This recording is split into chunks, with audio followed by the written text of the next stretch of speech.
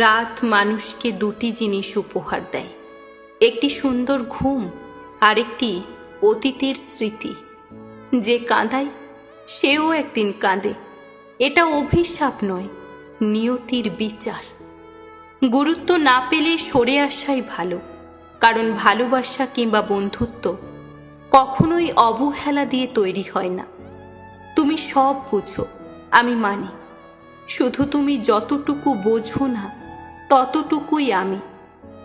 মানুষ পারে না এমন কিছু পৃথিবীতে নেই, শুধু পারে না সম্পর্কের শুরুতে মানুষ যেমন থাকে সারা জীবন তেমনি থাকতে।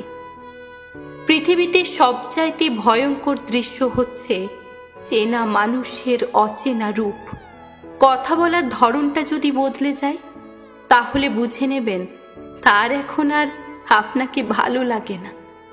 সবার জীবনে এমন একটা সময় আসে যখন নিজের খারাপ লাগা, মন খারাপ, অভিমানের কারণগুলো কাউকে বলতে ইচ্ছে করে না।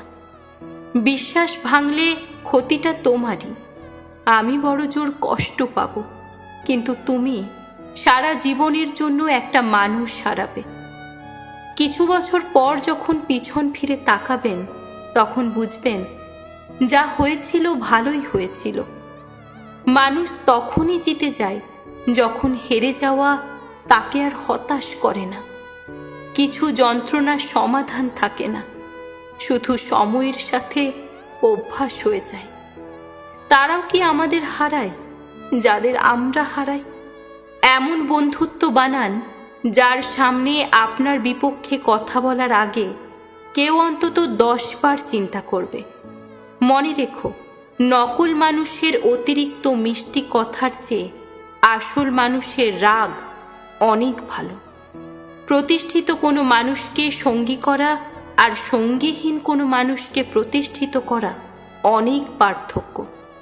তুমি যতই মূল্যবান হও না কেন, যদি তুমি ভুল জায়গায় থাকো তবে তুমি মূল্যহীন। ঝগড়ার পরে যে প্রথম কথা বলে সে নির্লজ্জ নয়, তার কাছে সম্পর্কের মূল্যটা অনেক বেশি।